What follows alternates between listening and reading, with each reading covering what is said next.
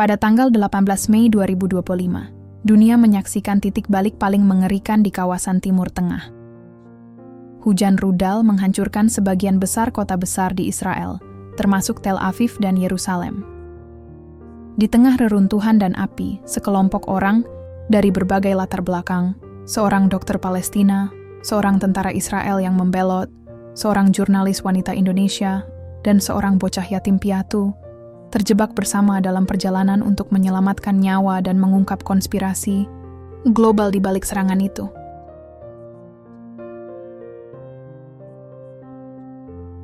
Yerusalem 17 Mei 2025.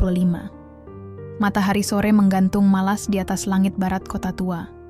Seolah-olah tahu bahwa esok tidak akan ada lagi sinar yang bisa dibanggakan. Udara panas dan kering. Debu halus beterbangan menyusup ke hidung. Dan di kejauhan, suara azan bercampur dengan sirin polisi yang entah keberapa kalinya meraung hari itu.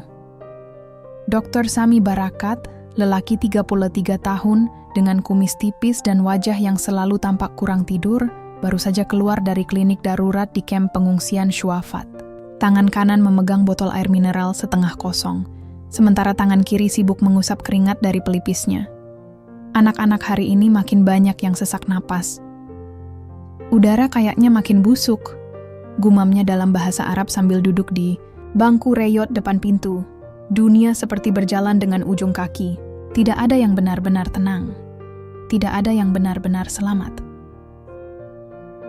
Di sisi lain kota, tepat di seberang tembok pemisah yang menjulang seperti luka raksasa di tanah suci ini, Eliel Katz, tentara Israel berumur 28 tahun, sedang berdiri di balkon barak militer kecil di pinggiran Yerusalem Barat. Matanya kosong menatap ke arah timur, ke arah kota tua yang penuh cerita dan darah. Ia menyalakan sebatang rokok, sesuatu yang mulai ia lakukan sejak konflik ini makin membingungkan, bukan karena ia suka, tapi karena diam sudah terlalu bising. Besok ada operasi besar, perintah dari atas, tapi sesuatu rasanya salah, ucap Eliel ke dirinya sendiri. Kepalanya dipenuhi tanya, apakah benar mereka sedang membela negaranya? Atau hanya menjadi bidak dari permainan orang-orang yang tak pernah merasakan tanah basah dan bau darah? Sementara itu, di sebuah penginapan tua tak jauh dari gerbang Damaskus, seorang perempuan sedang merapikan kameranya. Alia Nadira, 31 tahun, jurnalis lepas asal Indonesia yang sudah sebulan lebih tinggal di Yerusalem.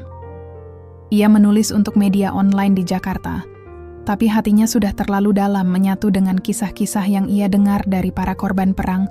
Ini Alia tak asing dengan bahaya. Tapi malam itu, ia merasa ada sesuatu yang menggantung di udara. Sesuatu yang tidak biasa, terlalu tenang untuk kota yang biasanya gaduh dengan peluru dan granat. Besok, aku mau wawancarai dokter dari Gaza yang katanya rutin ke Yerusalem lewat izin khusus. Sami Barakat namanya, katanya sambil merekam memo suara. Tiba-tiba ponselnya bergetar. Dari redaksi Jakarta. Hati-hati, ada info intelijen bocor. Besok akan ada pergerakan besar di Israel. Belum jelas siapa nyerang siapa, tapi ini bisa besar. Jangan keluar pagi-pagi. Alia menelan ludah. Layar ponsel terasa lebih berat dari biasanya. Malam turun perlahan seperti selimut muram. Di jalan-jalan sempit kamp Gaza, Sami duduk memandangi langit. Di barak militer, Eliel membuka pesan terenkripsi dari unit rahasia. Sementara Alia mengisi baterai kamera dan menyimpan paspor di tas kecilnya. Tengah malam. Di wilayah udara Lebanon Selatan, sebuah konvoi truk bergerak tanpa lampu. Di dalamnya, rudal-rudal jarak jauh dengan hulu ledak yang tidak biasa. Di pusat kendali militer di bawah tanah, seseorang memberi aba-aba terakhir dengan suara datar. Target, Tel Aviv, Haifa, Yerusalem. Pukul 4.00 sesuai rencana. Pukul 02.47. Dini hari, bunyi rudal pertama terdengar jatuh di utara Beit Shemesh. Bukan ke arah sasaran militer, tapi ke kawasan sipil. Belum ada korban jiwa, tapi gelombang ledakan terdengar hingga ke pusat kota. Sami yang sedang tertidur di klinik langsung terbangun. Ia tidak butuh konfirmasi. Ia tahu, ini bukan insiden biasa. Alia terjatuh dari tempat tidurnya. Kamera dan tas sudah ia peluk erat, sementara Eliel menerima pesan dari komandannya. Semua personel siaga penuh. Ini belum apa-apa. Gelombang utama jam 5. Laksanakan protokol tembok baja. Langit belum pecah, tapi retakannya sudah terdengar. Dan tak ada seorang pun di Yerusalem malam itu yang bisa tidur dengan tenang. 18 Mei 2025, pukul 9.05 pagi. Langit masih gelap, tapi bukan karena matahari belum terbit, melainkan karena asap dan api sudah lebih dulu menutupi cahaya. Suara ledakan pertama menghantam Bandara Ben Gurion seperti petir yang mengguncang tulang. Kaca-kaca terminal pecah seketika. Alarm darurat meraung. Orang-orang berhamburan, menjerit, berdoa, memeluk koper dan paspor yang sudah tak lagi berarti apa-apa. Di pusat kota Tel Aviv, sirene meraung bersahutan. Rudal kedua jatuh di kawasan bisnis Ramat Gan, menghancurkan 2 gedung bertingkat dalam hitungan detik. Orang-orang yang masih terlelap bangun dengan jantung berdetak kacau. Alia menatap dari balkon penginapannya di Yerusalem. Jauh di horizon, cahaya jingga membumbung seperti jamur raksasa. Astaga, ini bukan serangan biasa. Ini perang, bisiknya pelan, menggenggam kameranya erat. Ia langsung menyalakan ponsel, mulai merekam. 18 Mei 2025, pukul 5 pagi. Yerusalem terguncang. Rudal menghantam Tel Aviv. Ini gila. Dr. Sami Barakat yang sudah setengah tidur di ruang bawah tanah klinik Gaza langsung berlari ke lantai atas setelah mendengar ledakan susulan di Rafah. Anak-anak, evakuasi, sekarang! Teriaknya setengah panik. Beberapa perawat dan sukarelawan membantu memindahkan pasien kecil dari ranjang ke ruang perlindungan. Tangisan anak-anak menggema, sebagian ketakutan, sebagian lagi sudah terlalu sering menyaksikan kehancuran untuk bisa menangis lagi. Ini bukan gempuran biasa, Dok, ujar perawatnya, seorang perempuan muda bernama Salma. Ini kayak kiamat. Sami tak menjawab. Ia menatap ke langit. Warna merah menyala seperti neraka bocor dari langit.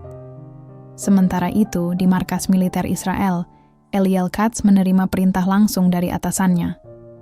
Operasi pembalasan penuh. Semua unit ke posisi.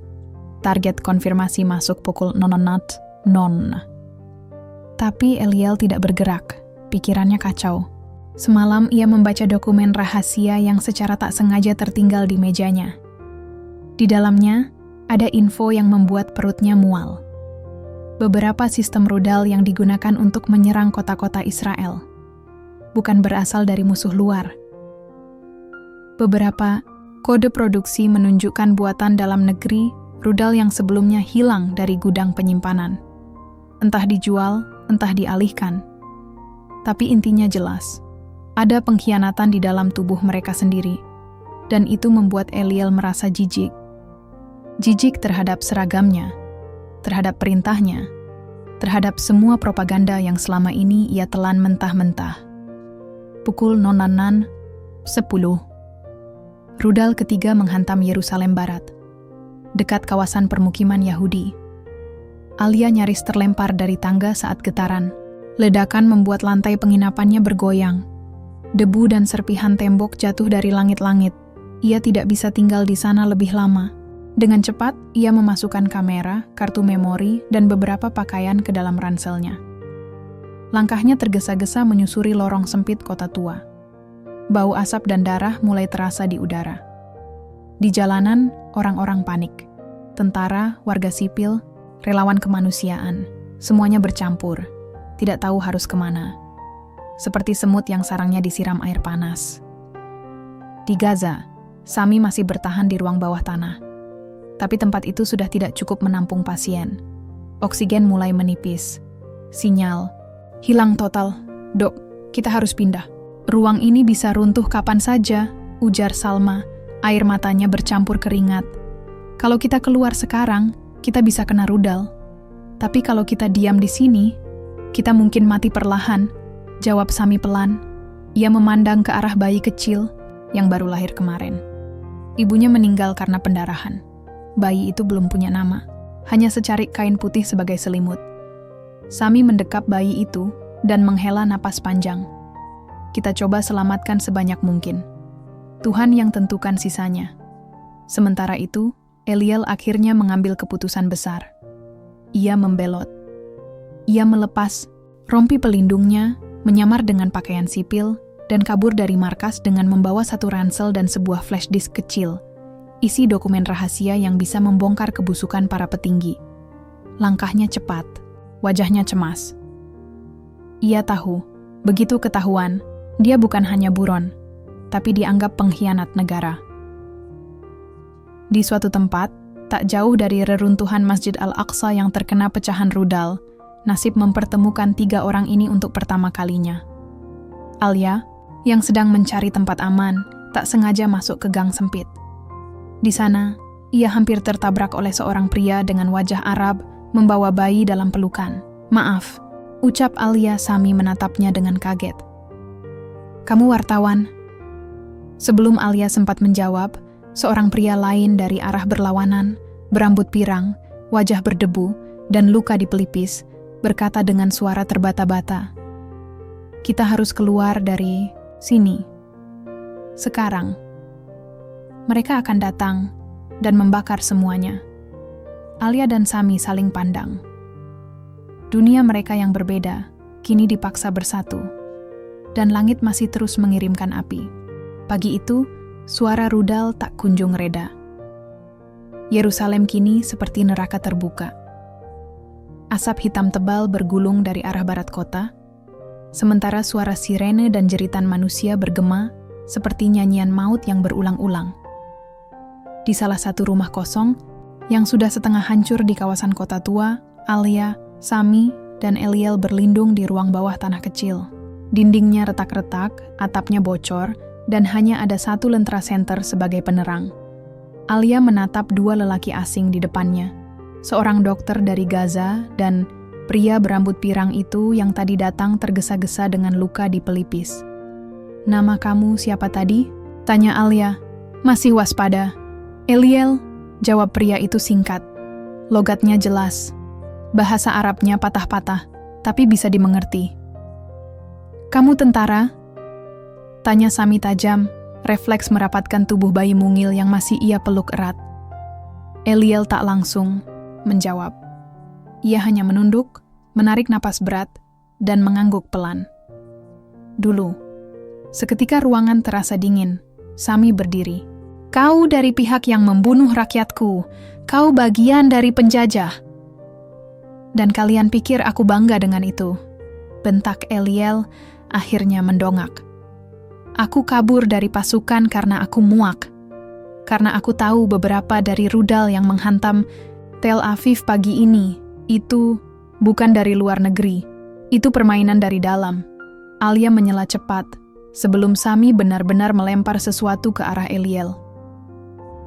"Tunggu, maksud kamu, rudal itu bukan semua dari Hizbullah?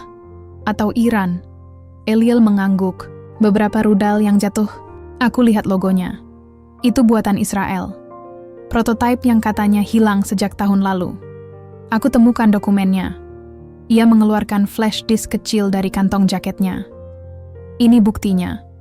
Dan kalau ini bocor ke media internasional, mungkin dunia akan sadar bahwa perang ini bukan cuma soal agama atau teror, tapi juga bisnis, uang, kekuasaan." Sami terdiam, napasnya memburu. Ia menatap wajah Eliel lama, mencoba mencari tanda kebohongan. Tapi yang ia lihat hanya luka dan kelelahan. Alia memejamkan mata sejenak. "Kalau itu benar, maka kita semua sedang berada di tengah skenario besar, dan rakyat yang jadi korban." Sore menjelang.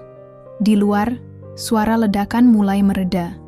Tapi bukan berarti aman.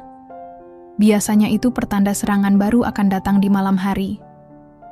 Sami menidurkan bayi di pojok ruangan, di atas tumpukan pakaian bekas yang ia bawa dari klinik. Sementara Eliel membersihkan lukanya sendiri dengan air mineral yang tersisa. Alia memindahkan file dari flash disk ke laptop tuanya dengan tangan gemetar. "Kalau informasi ini sampai keluar, aku bisa publikasikan. Tapi jaringanku terbatas. Aku bukan jurnalis CNN atau Al Jazeera," gumam Alia. "Aku bisa bantu kirimkan lewat jaringan underground," kata Sami tiba-tiba. "Dulu, Waktu aku kuliah di luar negeri, aku sempat gabung dengan gerakan mahasiswa Palestina di Lebanon. Beberapa dari mereka sekarang aktif di dunia jurnalisme bawah tanah. Mereka bisa sebarin data ini lebih luas dari yang kamu kira. Eliel tampak tak percaya. Tapi ia mengangguk. Kita harus kerjasama, kata Alia, menatap mereka bergantian. Kita bertiga, dari sisi berbeda, tapi kita semua korban. Tengah malam tiba, suara ledakan kembali terdengar. Tapi kali ini bukan dari luar. Boom! Satu granat dilempar ke halaman rumah, tanah bergetar. Pintu kayu tua di atas ruang bawah tanah langsung roboh. Seseorang meneriakkan bahasa Ibrani dengan lantang. Kami tahu kau di sana, Eliel. Keluar sekarang, atau kami bakar rumah ini. Eliel membeku. Siapa itu? Bisik Alia. Unit pencari pembelot. Mereka sudah tahu aku kabur. Sami langsung berdiri. Kita harus pergi sekarang. Dalam hitungan detik, mereka bertiga membawa semua yang bisa diselamatkan. Bayi, laptop, flash disk, dan tas kecil Alia. Mereka keluar lewat lubang belakang, rumah yang sempit, bekas jalan pelarian bawah tanah zaman dulu, yang masih menyambung ke lorong kota. Langkah mereka cepat, tapi hati mereka lebih cepat lagi. Saat mereka berhasil keluar dan menghirup udara malam yang penuh abu, mereka sadar satu hal: mereka sekarang diburu dari dua arah. Israel menganggap Eliel pengkhianat. Kelompok radikal menganggap Alia dan Sami musuh karena menyimpan informasi yang bisa mengganggu narasi perlawanan. Dan mereka tak bisa percaya siapapun sekarang karena musuh sebenarnya ada di dalam setiap sekutu yang mengaku peduli. Mereka berjalan sepanjang malam. Tak ada tujuan pasti, hanya satu prinsip sederhana: menjauh dari pusat kota, menjauh dari suara, menjauh dari api. Alia menggandeng erat laptop di dadanya, seperti memeluk nyawa. Di dalamnya tersimpan rekaman dan dokumen dari Eliel yang bisa meledakkan opini dunia lebih besar dari ledakan rudal di langit Timur Tengah. Sami masih membawa bayi mungil itu, dibungkus selimut tipis, mencoba menjaganya tetap hangat. Ia tidak tahu siapa nama anak itu, tapi dalam diam, ia mulai memanggilnya Amir, artinya pangeran. Meski lahir di reruntuhan, biarlah namanya tetap mengandung harapan. Eliel jalan paling belakang.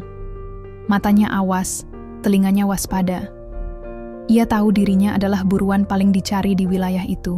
Tidak hanya oleh pasukan Israel, tetapi juga oleh militan Palestina yang menganggapnya mata-mata. Mereka kini bukan warga negara, bukan musuh, bukan kawan.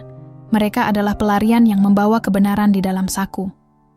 Pagi mulai menyingsing saat mereka tiba di sebuah kota kecil di perbatasan timur Yerusalem. Tempat yang dulunya disebut Abu Dis, tapi kini, bahkan papan nama kotanya pun sudah hilang. Dicabut, dibuang, seperti kotanya sendiri. Tak ada yang menyambut. Hanya debu, bangunan setengah hancur, dan mata-mata asing yang mengintip dari balik jendela. Kita butuh tempat aman, gumam Alia, napasnya ngos-ngosan. Aku kenal seseorang di sini, kata Sami. Dulu dia kerja di rumah sakit yang sama denganku. Namanya Rafik. Dia punya rumah bawah tanah, biasa dipakai nyimpen logistik waktu perang 2014. Tanpa pikir panjang, mereka susuri gang sempit sampai menemukan rumah tua dengan pintu besi berkarat. Sami mengetuknya 3 kali, lalu 2 kali, lalu sekali. Kode lama mereka. Pintu dibuka perlahan. Seorang lelaki dengan jenggot tebal dan mata mencurigakan mengintip. Begitu melihat wajah Sami, ia menghela napas lega. Sami? Ya Tuhan, kamu masih hidup? Masih. Dan butuh bantuan, jawab Sami cepat. Rumah Rafik sederhana. Tapi ruang bawah tanahnya seperti markas kecil. Ada rak-rak penuh makanan kaleng, botol air, genset, bahkan koneksi satelit seadanya.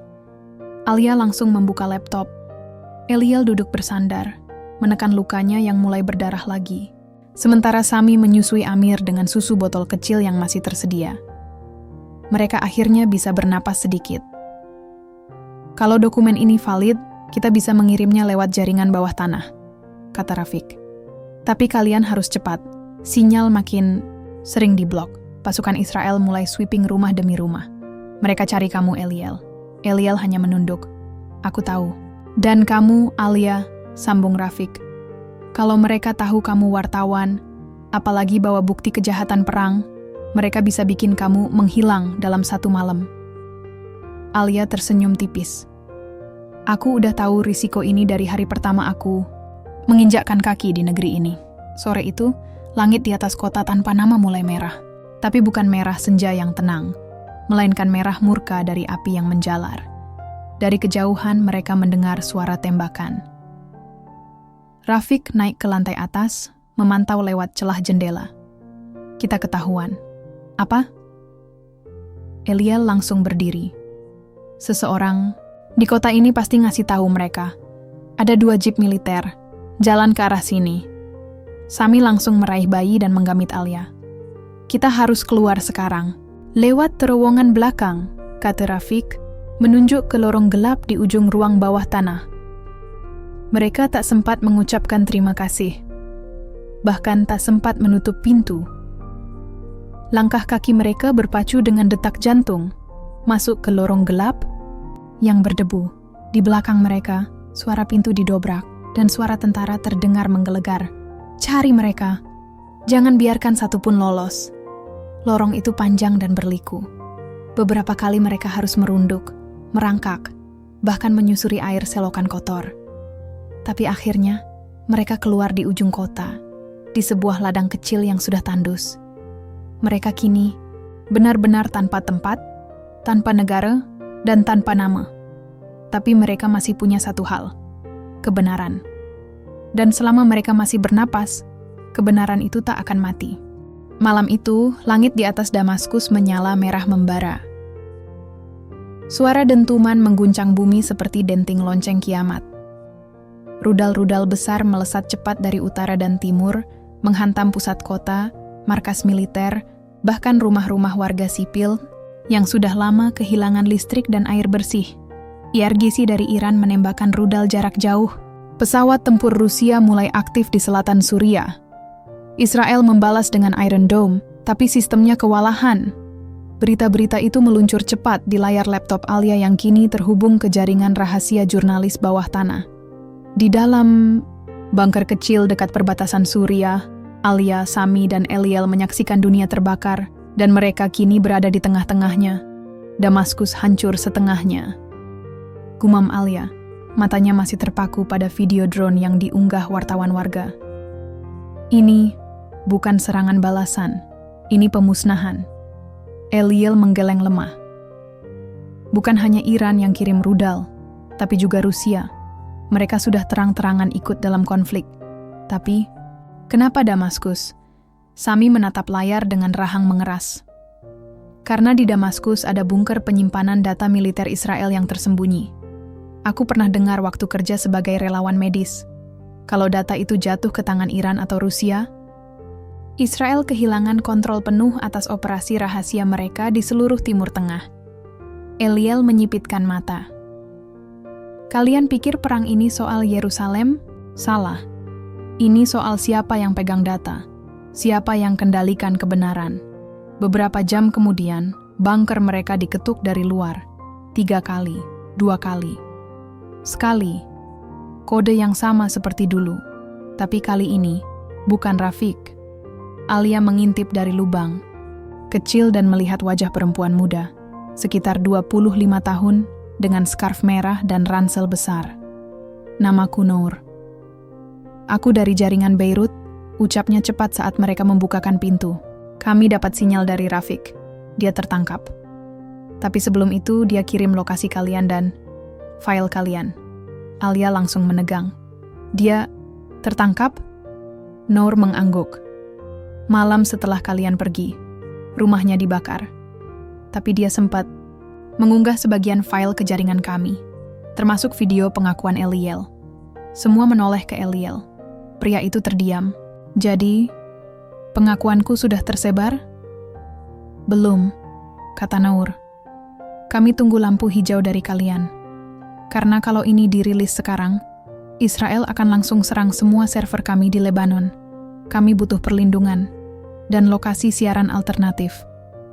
Malam itu, mereka bertiga, sekarang berempat dengan Nour, menyusun rencana besar. Rencana untuk menyebarkan kebenaran, rencana untuk membakar tembok propaganda, rencana untuk membuka mata dunia. Tapi kita butuh waktu, kata Nour. Dan tempat yang aman untuk mengunggah file utama tanpa terlacak. Ada satu tempat, bisik Sami. Bekas pangkalan radio di utara Golan. Tempat itu sudah ditinggalkan, tapi masih ada antena pemancar. Kalau kita bisa ke sana, kita bisa siarkan file itu ke jaringan internasional secara langsung, lewat gelombang lama. Bukan internet. Alia ternganga. Itu gila, tapi bisa berhasil. Eliel berdiri. Wajahnya kini lebih tenang, seperti seseorang yang sudah menerima nasibnya. Kalau itu harga yang harus dibayar untuk menghentikan perang ini, aku akan ikut. Perjalanan dimulai keesokan subuh. Dari Suriah menuju dataran tinggi Golan, mereka menyusuri jalur rahasia yang biasa dipakai penyelundup. Beberapa kali mereka harus bersembunyi dari patroli drone Israel dan pos militer Hizbullah. Di langit, perang terus berlangsung. Di darat, kebenaran sedang berlari diam-diam. Sore hari, mereka tiba di bukit kecil penuh semak berduri. Di puncaknya, bangunan tua berkarat dengan menara radio yang nyaris roboh. Eliel, kamu bisa sambungkan ini? Tanya Alia, menunjukkan kabel dari laptop. Beri aku 2 jam. Jawabnya cepat. Sementara Eliel sibuk dengan perangkat tua itu, Nur menjaga luar dengan senapan kecil, dan Sami mengganti popok Amir yang mulai rewel karena suara ledakan tak jauh dari sana. Alia duduk, menatap layar. Jari-jarinya gemetar. File sudah siap, tinggal 1 klik. Kalau aku unggah ini, dunia bisa terbakar. Kalau aku tidak unggah, dunia tetap akan mati pelan-pelan. Malam itu, Eliel berhasil menyambungkan sinyal. Alia, sekarang, teriaknya. Alia menatap mereka satu persatu. Nour, Sami, Eliel, dan bayi mungil Amir. Lalu ia klik tombol itu. File dikirim. Siaran dimulai, kebenaran dilepaskan. Namun, belum 5 menit berselang, 2 misil meluncur dari arah Israel. Mereka semua menatap langit yang kini menyala terang seperti siang hari. Lari, teriak Nour. Ledakan itu tidak terdengar seperti ledakan biasa. Bukan hanya keras atau mengguncang bumi.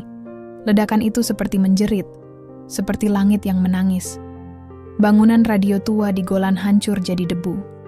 Debu yang perlahan-lahan turun di malam gelap, seperti salju hitam dari neraka. Alia terlempar ke semak berduri. Kupingnya berdenging, matanya buram. Ia mencoba bangkit, tapi lututnya lemas. Di kejauhan, ia melihat kabel laptopnya terputus. Tapi sinyal pemancar sudah menyala. Berarti file sudah terkirim. Sam, Sami, Nur, tak ada jawaban. Hanya deru, angin dan api yang menyala di reruntuhan. Beberapa meter dari situ, Eliel tergeletak, berdarah di bagian perut dan kepala. Ia sadar, tapi lemah. Tangannya masih mencengkeram alat penyambung sinyal, seperti menolak mati sebelum memastikan kebenaran tersebar. Alia merangkak mendekat. Tangisnya pecah saat melihat tubuh Sami yang tertimbun puing, tak bergerak. Bayi Amir terlempar beberapa meter, tapi ajaibnya masih bernapas, meski wajahnya penuh debu. Ya Tuhan. Sami. Nour muncul tak lama kemudian, kaki kirinya berdarah, wajahnya hitam oleh jelaga. Ia memeluk Alia dan menariknya menjauh. Kita harus pergi. Mereka akan datang untuk pastikan kita mati. Beberapa jam kemudian, di sebuah rumah terbengkalai di sisi utara dataran Golan, mereka berlindung. Alia duduk diam sambil memeluk Amir. Nour berdiri menjaga pintu dengan senjata. Eliel, kini sekarat, berbaring di atas tikar tua. Nafasnya terputus-putus. Luka di tubuhnya terlalu dalam untuk bisa diselamatkan. Tapi sebelum benar-benar menyerah, Eliel memanggil Alia dengan suara pelan. Alia, dengarkan aku baik-baik. Alia menatapnya, air mata menetes. Aku bukan cuma mantan tentara, bukan hanya pembocor informasi. Aku adalah bagian dari unit rahasia Israel yang dulu menyabotase damai di Gaza. Alia tercengang. Eliel melanjutkan, tahun 2014, kami dikirim untuk meledakkan rumah sakit dan menyamar seolah serangan itu datang dari militan. Tujuannya, membakar opini dunia, membuat dunia berpihak pada Israel, meskipun korban jiwa adalah warga kami sendiri. Suara Eliel mulai lirih, tapi matanya memohon. Aku menyesal.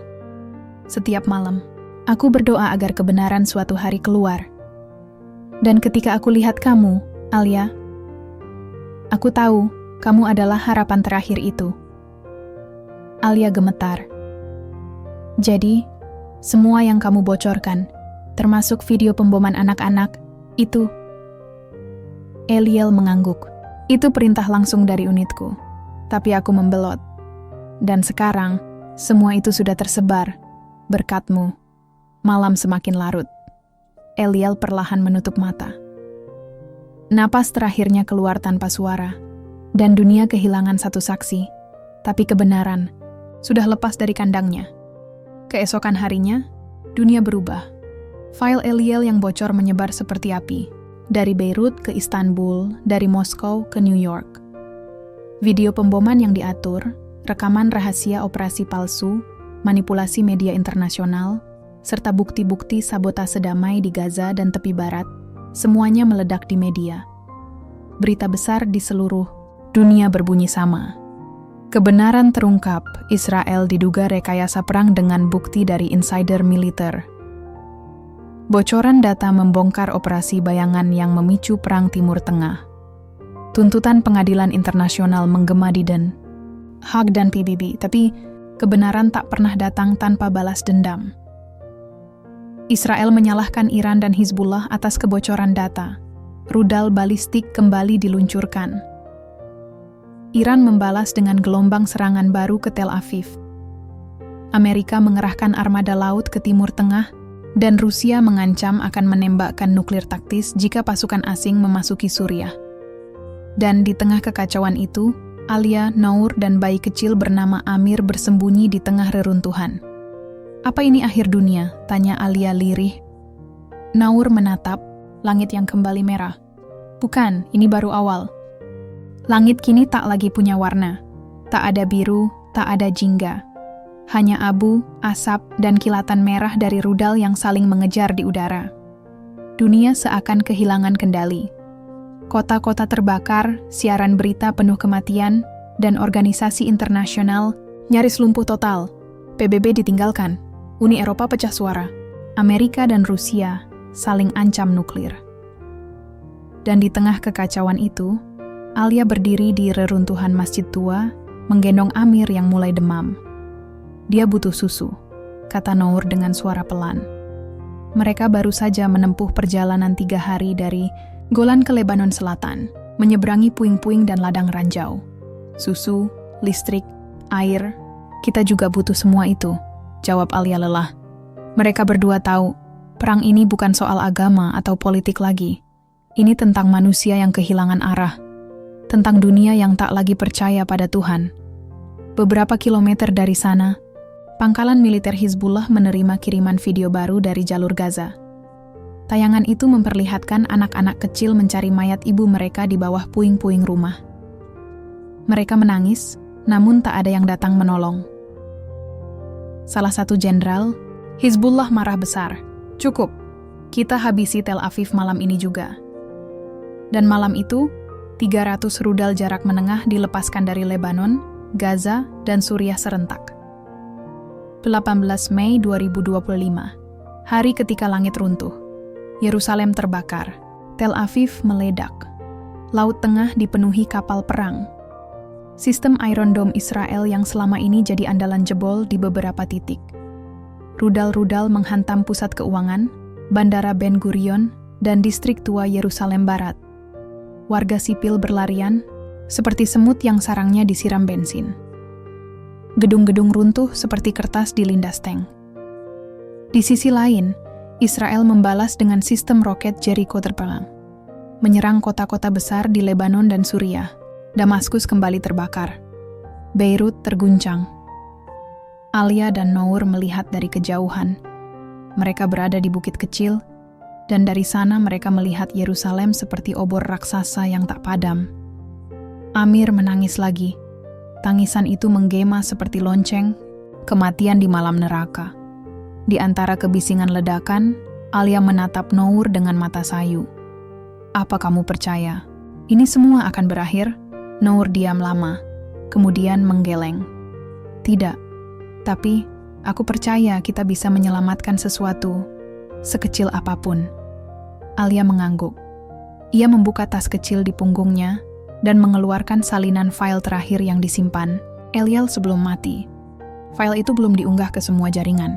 Isinya, bukti keterlibatan perusahaan teknologi Amerika yang menjual sistem pengawasan ke Israel untuk memburu aktivis dan jurnalis. Aku tahu satu tempat, di Beirut, studio penyiaran independen. Kalau kita bisa sampai sana, kita bisa siarkan. Ini, sekali lagi, untuk terakhir kalinya. Perjalanan dimulai malam itu. Di sepanjang jalan, mereka melewati korban perang yang tak dikenali wajahnya, anak-anak kelaparan, dan kota-kota mati yang hanya diisi bau kematian dan nyala api. Dalam perjalanan, Alia sempat diserang oleh tentara tak dikenal. Nur menembak mereka sebelum sempat menyentuh Amir. Darah tercecer, namun mereka terus jalan. "Kita tak sedang memperjuangkan kemenangan," kata Nur. "Kita hanya ingin dunia sadar bahwa manusia bisa lebih kejam dari Tuhan." Mereka sampai di studio tua itu menjelang pagi. Kota Beirut setengahnya sudah kosong, tapi stasiun itu masih berdiri. Dengan satu pemancar radio aktif yang tersisa, Alia berdiri di depan mikrofon. Tangannya gemetar. Ia menatap Amir sebentar. Anak itu sudah tidur. Mungkin kelelahan karena melihat dunia yang terlalu tua untuk dihuni anak-anak. Kemudian ia bicara. "Untuk siapapun yang masih bisa mendengar, nama saya Alia, saya jurnalis dari Palestina. Saya tidak bicara mewakili negara, agama, atau kelompok.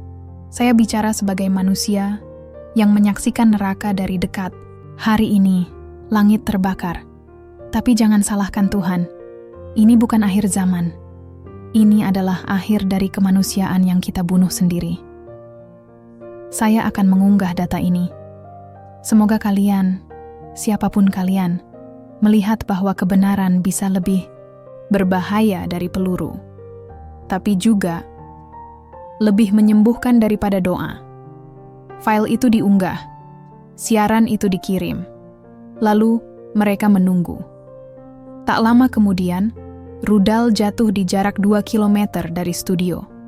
Getarannya menghancurkan sebagian tembok, tapi Alia masih berdiri. Nour menatapnya. "Kita sudah lakukan bagian kita." Alia tersenyum. "Sekarang, biarkan dunia memilih." Matahari terbit tanpa suara. Langit masih kelabu, penuh jelaga dan asap. Tapi cahaya pagi itu menyelinap masuk seperti tamu asing, canggung tapi hangat. Seolah langit tak tahu harus menyambut hari baru atau mengucapkan duka atas semalam yang penuh kematian. Alia duduk di depan puing-puing stasiun penyiaran tua. Di pelukannya, Amir masih tertidur, meski demamnya belum turun. Nour berdiri tak jauh, memandangi kota Beirut yang nyaris hancur total. Gedung-gedung berlobang. Jalanan penuh, mayat yang ditutup kain seadanya. Tapi entah kenapa, pagi itu terasa berbeda. Tidak ada rudal yang ditembakkan, tidak ada sirin, tidak ada teriakan. Beberapa jam sebelumnya, file yang dikirim Alia meledak di dunia maya. Seluruh platform, dari Telegram, Twitter, X, hingga jaringan Darknet, membagikan data rahasia tentang keterlibatan perusahaan-perusahaan besar dalam konflik Israel-Palestina. Jual beli alat pengintai, sistem identifikasi biometrik di checkpoint, pemalsuan video propaganda, semua tersebar. Tak bisa dihentikan. Di Jakarta, ribuan orang turun ke jalan menuntut pemutusan hubungan dengan Israel dan boikot terhadap perusahaan-perusahaan pendukung militer. Di Paris, seorang mantan diplomat membocorkan dokumen baru yang memperkuat klaim Alia. Di Washington, media besar seperti CNN dan The Intercept mengakui kekeliruan laporan masa lalu. Dan untuk pertama kalinya, memutar video asli pembantaian anak-anak di Gaza yang selama ini disensor. Dunia mulai bicara, tapi untuk pertama kalinya, bukan dengan senjata. Hari itu, Perserikatan Bangsa-Bangsa mengadakan pertemuan darurat. Negara-negara Arab mengusulkan gencatan senjata total, dan bahkan Presiden Amerika mengeluarkan pernyataan mengejutkan. Kami telah salah. Dunia telah salah. Jika ada harapan yang tersisa, maka harapan itu datang dari suara-suara seperti Alia. Sore itu, Alia dan Nour berjalan ke sebuah posko pengungsian baru yang didirikan oleh Palang Merah Internasional. Amir sudah lebih tenang. Meski demam belum turun, ia mulai menyusu dari botol plastik yang diberikan sukarelawan Turki. Kita berhasil, kata Nour pelan. Alia tak menjawab, ia menatap langit. Dan untuk pertama kalinya sejak perang meledak, setitik hujan jatuh, disusul tetes lain, dan lain. Langit menangis. Mungkin untuk semua korban yang tak sempat dimakamkan. Mungkin untuk semua anak yang tak sempat tumbuh besar. Atau mungkin untuk diri kita sendiri, manusia yang terlalu sering lupa bahwa satu-satunya musuh nyata bukan negara lain, tapi diri sendiri yang menolak mendengar. Beberapa bulan kemudian, Alia berdiri di panggung kecil di Jenewa, mewakili komite kebenaran sipil yang baru dibentuk. Ia tidak memakai jas atau baju mewah, hanya gamis putih sederhana. Amir digendongnya. Dalam bahasa Arab yang diterjemahkan ke 5 bahasa lain, ia berbicara. Saya bukan pahlawan. Saya hanya jurnalis yang pernah terlalu takut untuk menulis. Tapi saya belajar bahwa kebenaran bisa hidup lebih lama dari peluru. Dan bahwa meskipun dunia bisa terbakar, harapan tidak akan pernah bisa dibunuh. Malam itu, dunia tak sepenuhnya damai. Di sudut-sudut bumi, masih ada suara senjata, masih ada kejahatan, kemunafikan, dan politik kotor. Tapi, orang-orang mulai mendengarkan, mulai bicara, dan yang terpenting, mulai merasa. Di sebuah balkon kecil, di Beirut, Alia duduk bersama Nour dan Amir yang kini bisa berdiri sendiri. Di langit, awan tipis bergerak perlahan. Dan di ujung cakrawala muncul pelangi samar. Mungkin itu hanya bias cahaya. Atau mungkin itulah bentuk maaf langit kepada dunia. Tamat.